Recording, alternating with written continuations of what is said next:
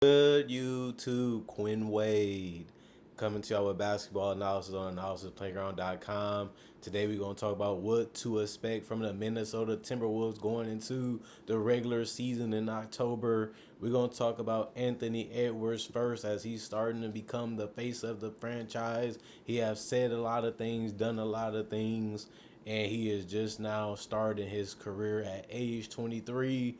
He's already one of the better guards in the league, as you've seen him become an all-star and an all NBA caliber player, and you have seen him raise his stats up to, high levels. And we like what we have seen so much out of Anthony Edwards to be averaging 25 points a game, 5 rebounds, 5 assists. That's real good to be doing that at 23. He was the number one overall pick, so we knew he had the upside to be a great player. He had the size, he had the athleticism, he had the body, he had the wingspan, and he had the touch. Now it's just about putting it all together, and he's slowly being able to do that in his career. And now we look at a couple seasons that went by, and he looks like a great player. I still think he's an all-star player. He still ain't got that unstoppableness in him. He just gets a little big confident.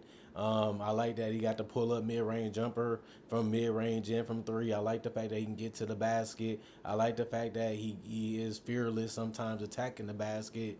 And I like the fact that he can knock down free throws too, something that was all questionable. Can he have better shot selection? Can he make shots in the NBA? Can he be efficient in the NBA? And he has answered all those questions as yes. So I think he can take another level up offensively and defensively, especially in his career. And I want to see do he do it. I feel like his defense was decent.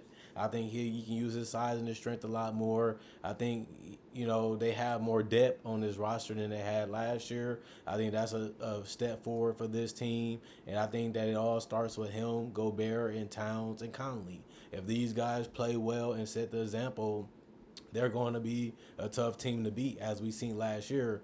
And I think that this team can be an NBA Finals team. I think that's the big four: Denver, Dallas, OKC, and the Minnesota Timberwolves. And I like the fact that Mike Conley has been able to give them that sturdy presence, a guy that defends a little bit, a guy that can run the offense, move out the way, get out the way, also play off the ball, hit some threes. He's a guy that's solid in half court when it comes to setting people up, making sure people in the right position, making sure they're getting quality shots like I thought. I feel like they took a step forward when they let go of D'Angelo Russell and replaced him with Mike Conley, just because he's more of a know-it-all point guard. He's been to the conference finals. He's played with bigs like Rudy Gobert in Utah, and he played with some, like Marc Gasol in Memphis. And I think they got a combination of those two with Karl Anthony Towns, a guy that's a double-double most of the nights, and he can score from the mid-range, score from three. He can still post up over smaller defenders or centers, and he can shoot them when he faces up. Big man, he can high post and low post pass. I think Towns can go to another level too, offensively, with his playmaking and his ability to take over games more consistently and dominate them. I think he needs to do that more in the postseason also, because that's something that he hasn't really done. He's been hit or miss in the postseason compared to the regular season, and I think that they need him to be more consistent and more dominant in the postseason if they want to win the championship, which is obvious because he's one of their best players. And then you look at Rudy Gobert, a guy that a lot of people disrespect or a lot of people don't like that much. Well, when you're a guy that's stopping them or blocking them or contesting them or making it difficult for them, of course they're not going to like you that much because they want it the easy way. And Gobert chooses to do it the tough way. He's the only guy that you can go out there and say, I need you to guard him, or him. And he'll go out there and do it without complaining because he has that much confidence in his defense. And I think that he has did well defensively, even in the playoffs this year.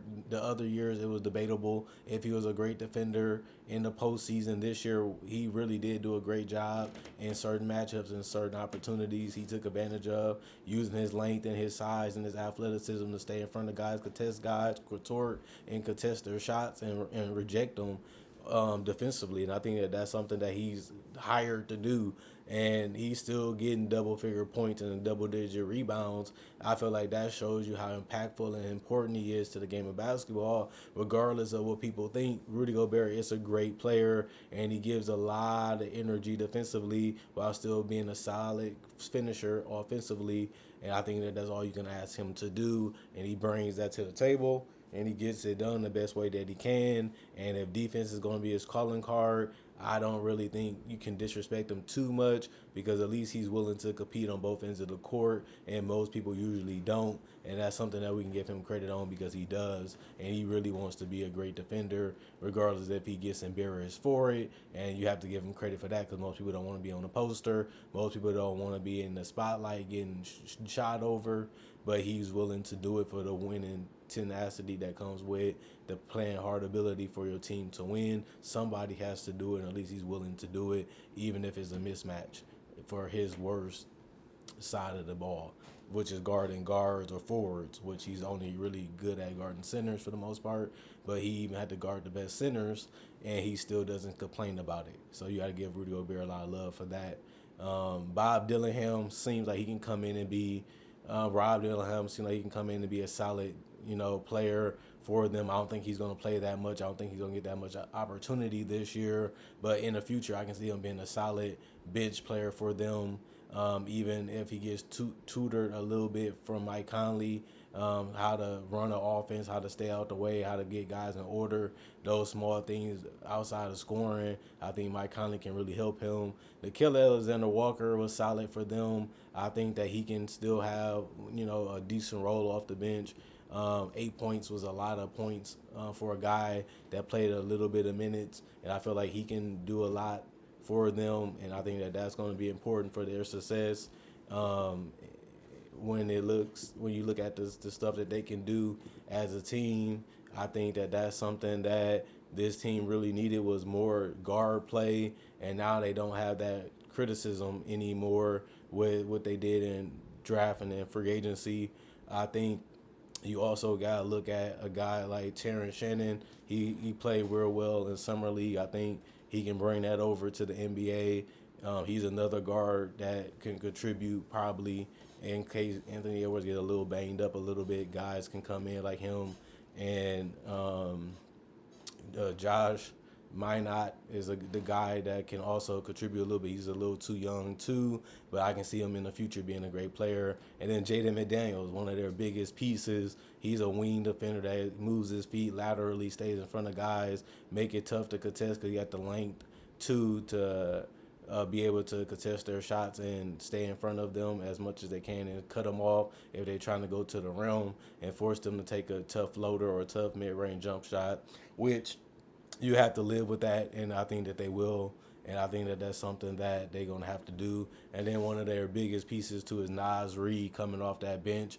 Big body Nas can hit the mid-range, can hit a three, can get to the basket, can finish around the rim. He has enough athleticism to catch lobs, too, and dunk those in. I think that he's one of their biggest pieces offensively because he gives Karl Anthony Towns and Rudy Gobert a break, and you don't lose much when they go to the bench because Nas Reed is that potent offensively, and I think that that's something that we have to look forward to seeing. And then Luka Garza gives them another one. He hasn't really played too much big minutes for other teams, but he's a guy that can be a solid, okay rebounder, and he can, get some shots off in the paint using his size and his athleticism. At 6'10", 240, he should be just a catch and dunk, catch and go guy in the paint or in the offense in general. But it's all going to be how far can their big four take them, Conley, Karl Anthony Towns, Anthony Edwards, and Rudy Gobert.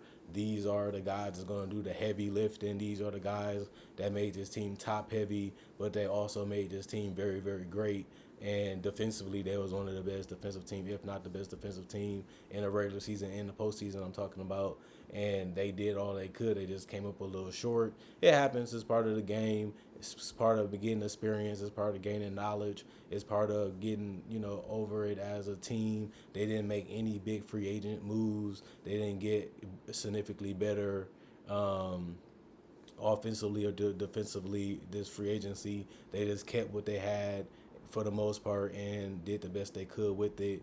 And they also feel like they can have enough youth that can expand their game a little bit more and get a little bit better as a team. And chemistry is what they tried to do last year. Now it's trying to get overall better from Towns and Anthony Edwards as a duo to raise their play with Gobert, to raise their play with Mike Conley and Nas Reed and Jaden McDaniels, for example.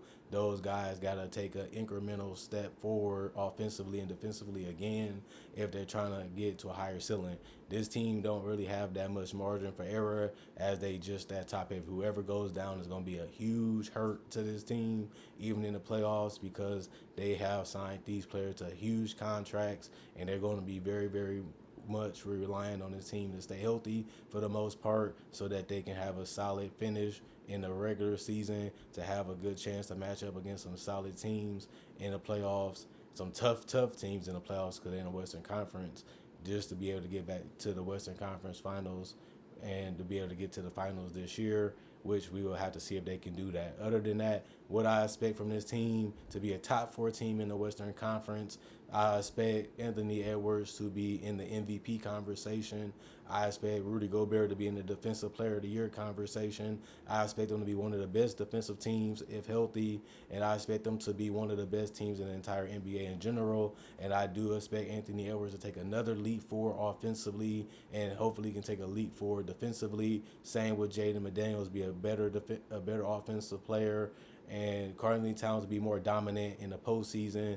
And I do want to see a better Gobert, just mentally, not to allow people to get to his head, not to allow people comments to make him change the way he play or change his mentality. You have to go out there and guard. You have to go out there and want the challenges. You have to go out there and be a difference maker to the best ability that you can. And I just hope he feels that way still, and don't let everybody change how he does his mentality to be fearless defensively. It's important, it's crucial to any team that have a guy that's going to be willing to set screens and go to the basket, rebound, block shots, contest shots, and stay out even on the perimeter where players make you uncomfortable, players put you in tough positions, and you still willing to do it, and other guys in the NBA just not willing to do it at all. That's a huge key to why the team is successful. They went to being one of the worst defensive teams in the NBA. In the last 2 years, they've been one of the best defensive teams in the entire NBA, and Gobert has a huge lot to do with that, considering that he just got on the roster and that changed drastically since he's been there.